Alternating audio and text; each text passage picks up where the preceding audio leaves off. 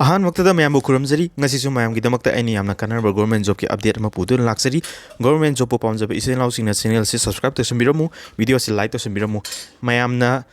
gi request gi aina ngasi mayam da kanarba update mayam ju pujarakli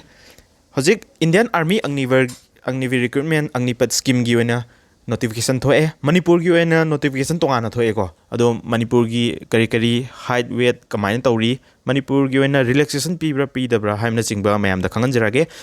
duga exam si Agniveer gi je hojikti return hana tawre ko exam hana tawre adu loiraga exam khallaba candidate chingdo kona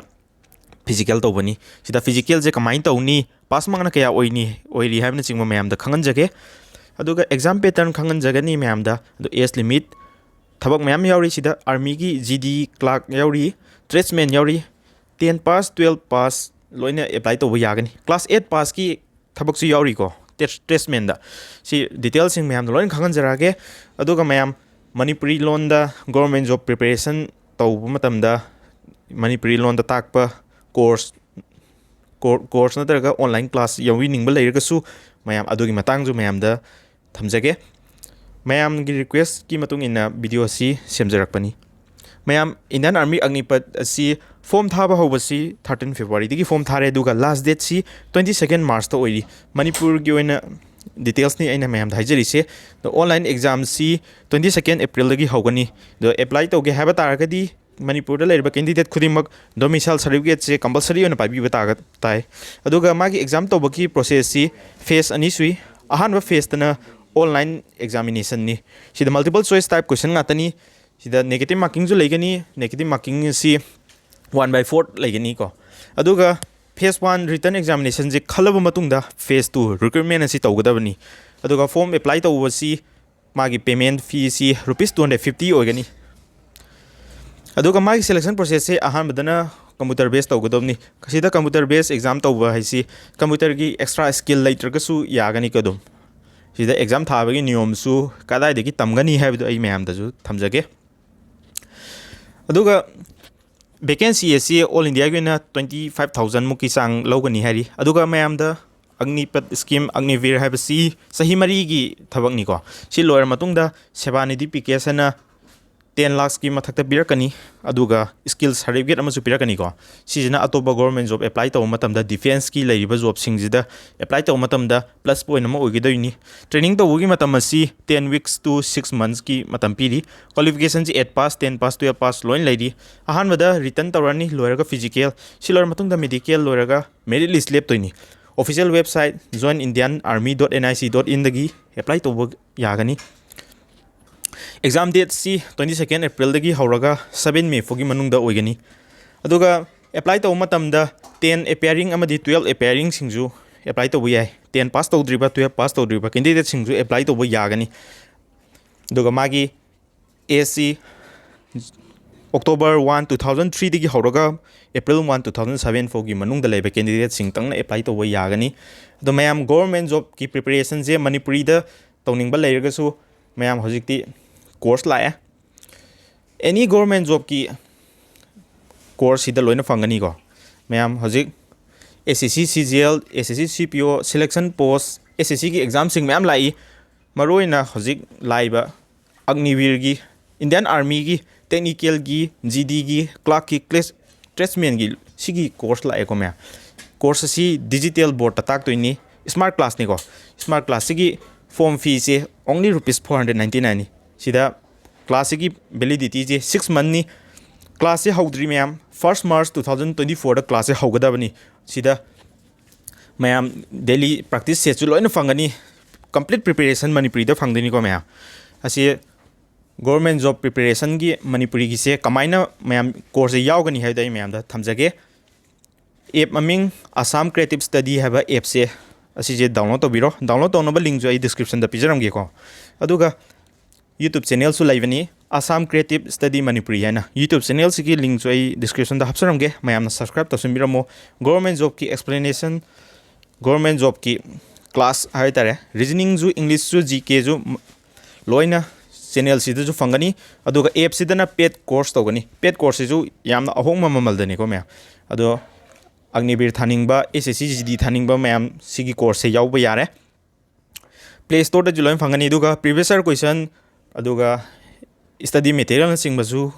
course याव मतमदा ma'am लोइन फंगनी course असी 40 days की crash course ओर्गेनी को ma'am असी खुदोंग साबजे ma'am लौसिन बिहरो link आई description दा हापसरमगे अदुगा मैम आर्मी की अग्निवीर जीडी की एग्जाम पैटर्न सी 35 मार्क ने पास मार्क ओगेदोइसे क्वेश्चन मम चुम्बदा 2 मार्क पीगनी नेगेटिव मार्किंग 0.5 की लेगनी जीके दा क्वेश्चन 15 हंगनी साइंस दा क्वेश्चन 15 हंगनी मैथ्स दा क्वेश्चन 15 अमदी लॉजिकल रीजनिंग दा क्वेश्चन मंगा हंगनी टोटल दा 50 मार्क्स ओगेनी को 50 क्वेश्चन नि 100 मार्क्स क्वेश्चन मम दा मार्क अनि नि पीबा पास मार्क ना 35 ओगेनी सिगा समनना टेक्निकल गिदना GK maths physics chemistry subject मरी सी ओगेनी मागी मैक्सिमम मार्क 200 ओगेनी पास मार्क 80 मार्क ओगेनी दुगा क्लर्क की एग्जाम जिना पार्ट 1 पार्ट 2 आइना खदोय पार्ट 1 दना जीके ओगेनी पार्ट 2 दना जीके जनरल साइंस मैथ्स अमदी कंप्यूटर साइंस ओगेनी पार्ट 2 दना जनरल इंग्लिश ओगेनी असिदा क्राइटेरिया जीडी की करम कैंडिडेट ने एप्लाई तब यागनी टेक्निकल ट्रेड्समैन क्लर्क की कमाइन तौगनी है मैम खंजगे जीडी जे थागे है तारगदी क्लास 10 मेट्रिक पास होगदबनी मेट्रिक पास होबजे ओवरऑल द 45% यौब कैंडिडेट सिंग होगदबनी अदुगा सब्जेक्ट खुदिंगी 33 मार्क ती लोइना यौब होगदबनी सिना ताकदी एनी क्लास 10 बुक पास तौरबा क्लास 10 की पीसी जे 45 पु यौरगदी अग्निवीर जीडी जे एप्लाई तब यारानी असिदा मैम केनो ड्राइविंग लाइसेंस लेबा लाइट मोटर व्हीकल की ड्राइविंग लाइसेंस लेबा कैंडिडेट तना हेना खुदोंसाबा पीगनी हारिको अदुगा अग्निवीर टेक्निकल ओरगदी माना 12 पास की ओइदिनीको 12 पास ओइबा दुगा सब्जेक्ट से साइंस लौरबो ओइगदबनी फिजिक्स केमिस्ट्री मैथ्स अमदी इंग्लिश सब्जेक्ट मरी जे पुलब लौरबा कैंडिडेट सिंग तंग एप्लाई तब यागनी सिदा टोटल मार्क टोटल मागी परसेंटेज से 50% होगदबनी सब्जेक्ट खुदिंगी 40 यौदब यादे असिदा मैम सब्जेक्ट खुदिंगी 40 यौदब तारगदी 12 पास ओइरब मतुंगदा सब्जेक्ट सिंगजिदी लोइन माननी अदुगा NIOS दा तरोकपा कैंडिडेट सिंग ओरसु एप्लाई तब यागनी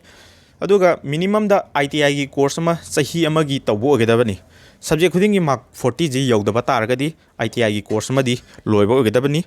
असिदा 10 पास की कैंडिडेट सिंगना अग्निवीर टेक्निकल जे एप्लाई तौगे है तारगदी 2 years की ITI की कोर्स लोब होगदबनी अदुगा स्टोर कीपर नत्रगना ऑफिस असिस्टेंट है तारे ऑफिस असिस्टेंट है पोस्ट से नौना हबकनी स्टोर कीपर दी हानदे यावेको असी होगे है तारगदी 12 पास होगदबनी दुगा माग स्ट्रीम जे लोइन याइको आर्ट साइंस कॉमर्स याइ लोइना 60% मार्क हादि फर्स्ट डिवीजन मार्क यौगदबनी सब्जेक्ट खुदिंगी 50 मार्क यौद्रगदी यादेको सिदा इंग्लिश का मैथ्स का जी कंपलसरी 50 यूरोप कैंडिडेट सिंगना इंडियन आर्मी अग्निवीर की ऑफिस असिस्टेंट नत्रगा स्टोर कीपर की पोस्ट असी एप्लाई तब यागनी दुगा मैम खुदिमक एप्लाई तब याबा पोस्ट हारगदी 10 इसम समना 10 पास नंग तौबगी जु अग्निवीर ट्रेड्समैन लेगनी अदुगा 8 पास की जु अग्निवीर ट्रेड्समैन लेगनी हारिबा पोस्टिंग असी की डिटेल्स खंगनिंग तारगजु मैम आई टेलीग्राम चैनल सु लेबनी टेलीग्राम चैनल दुगी लिंक सु डिस्क्रिप्शन दा हापसरमगे सिदा नोटिफिकेशन सु लोइना फंगनी को मैम अदो मैम एग्जाम से लोइना कोर्स येंगागा प्रिपरेशन तौरे जी प्रिपरेशन तौबगी प्लेटफॉर्म सी मैम ना कंप्यूटर बेस एग्जाम ने कंप्यूटर कमायना एग्जाम थागनी हैबदु टेस्टबुक हैब एप से थाबिरो मैम टेस्टबुक सिदा टेस्टबुक पास प्रो है यावनी पास प्रो से मैम हजिक 449 फंगनी आई कोड T2M है कोड सिसिनबी तारगदी मैम द मैक्सिमम डिस्काउंट फंगनी अदुगा अग्निवीर की जो जीडी की टेक्निकल की ट्रेड्समैन की सिदा अग्निवीर ऑफिस असिस्टेंट की जो लोइना test series mock test previous year question लोइना फंगनी को सी काना बसे मैम लबी होरो अदुगा प्रिपरेशन तौरगा एग्जाम जे खन्नबो होनमिनरो अदुगा मैम ऑनलाइन फॉर्म एप्लीकेशन तौबसिदा करी डॉक्यूमेंट संगे हैबदो मैम हाइजरगे मैट्रिक पास सर्टिफिकेट अमदी संगे सिदा मैट्रिक पास ओइद्रिबा 8 पास की एप्लाई तौब यावरगदी क्लास 8 की मार्कशीट चु चंगनी अदुगा स्कूल दुगी ट्रांसफर सर्टिफिकेट चु चंगनी अदुगा वैलिड ईमेल ID एड्रेस अमा चंगनी मोबाइल नंबर इसा की चंगनी अदुगा डोमिसाइल सर्टिफिकेट चु कंपलसरी लेबो ओइगदबनी सिदा फोटो चु चंगनी सिग्नेचर चंगनी अदुगा आधार डिटेल्स चु चंगनी को अदुगा मैम फिजिकल सी हदी physical measurement si GD gi oina 160 cm oigani aduga minimum chest na 77 cm oigani expansion da 5 cm ngamgadabani Agniveer technical gi na height si 157 cm oigani office assistant natraga storekeeper gi 160 cm oigani tradesman gi na 160 cm oigani sigi sida pizariba physical measurement si sport person singi oina di relaxation khara legani outstanding sportman gi oina height ta 2 cm की relaxation लगनी chest 3 cm की लगनी weight जो 5 kg की relaxation लगनी अदुगा मैमना office assistant नत्रगा store keeper जे apply तौगे हाबे तारगदी computer typing 30 watt per minute ngamद्रगदी अदि तोआना typing ते समसंगेबा office assistant नत्रगा store keeper की ओइनदी अदुगा मैम फोटो नंबर मतमदा फॉर्म अप्लाई तौबदा थागत कदरबा फोटो सी इसागी समजे फन्ना न काओ अदुगा कोइजु लोइना क्लीन शेप तौगदबनी को अदुगा फोटो नंबर मतमदा बैकग्राउंड जे यामना फजबा मफमदा नबियु हाइबदी बैकग्राउंड फजदबा तारगदी रिजेक्ट चटपगी चांस हम लई SSC GD दसु मैम सिग्नेचर मदी फोटो थागत मतमदा फजना मयक सिंगा थागतबगी रिजेक्ट चटप मैम यावग्रे दुना बैकग्राउंड जे व्हाइट बैकग्राउंड दा तबियो को मैम व्हाइट बैकग्राउंड ओइदरगना फिजंग मा खल्लगा मैम नु फोटो नमगा दुगा फोटो नम मतम दसु इसागी नाकोंग अनि मक्से उहन बिगदबनी को फोटो द रिजेक्ट सत पियाव इदुना फोटो नंबर से मैम फोन द नंबर द फजना तादरगदी कंप्यूटर सेंटर द चलगा दुम नंबर यानी को मैम अदुगा मैम रिक्रूटमेंट सी ख्वाइदगी रिक्रूटमेंट सी द ख्वाइदि लुबसी लमजेन नि सी लमजेन सी 1.6 किलोमीटर की रन नि सीदा मैम मार्क तोंगान लई 5 minutes 30 seconds फोगी मनुंग ngamba mi singna total mark full mark 60 mark se phangdoini duga 5 minutes 31 second dena 5 minutes 45 second फोगी मनुंग ngamba candidate singna 48 marks ngamgani pull up tara ngamba sing 40 marks phangani 9 ngamba na 33 8 ngamba na 27 sumaina mark leire duga 9 feet dit se qualify tang tawgodabani zigzag variant se jo qualify tang tawgodabani aduga Agniveer technical office assistant natraga storekeeper gidi test खुदिमक qualify तंग तरोगे यारे को ma'am अदुगा ma'am फंग सीधा फंगदरिबा salary Agniveer और मतुमदा था अमदा salary फंगदुसी 30,000 नि असिदा कंट्रीब्यूट तौर लोयर मतुंगदा इन हैंड सैलरी द फंगदुसी 21,000 नि अहानबा सही देजा सेकेंड ईयर द फंगदुसी 23,100 नि थर्ड ईयर दना 25,550 नि दुगा लास्ट ईयर दना 28,000 फंगनी असी जे मैम अखोगी सैलरी दगी 30% कगा गवर्नमेंट जो 30% हापगा कंसोलिडेटेड फंड अमा Agniveer gi oina yenthoknaba thamiko sigi thamiba paisa si akoina chahi mari gi service lower matungda 11 lakhs muki sang phangakani ko ma'am asigi maming si sebani di package ko wi aduga skill certificate amasu ma'am da khusin rakani Agniveer oile habigi asijin atopa thabak sangmada ju kudong saba ma'am phangani do ma'am any doubt lebada comment section da habiramu ma'am की reply हन्नब होनजरके नसीगी निदी आई video मतंग सिदा लोसिनजगे अदुगा मैम मणिपुरी लोन द कोर्स तो यानिंग बतारगसु लिंक आई डिस्क्रिप्शन द पिजरमगे डिटेल्स सु लोइना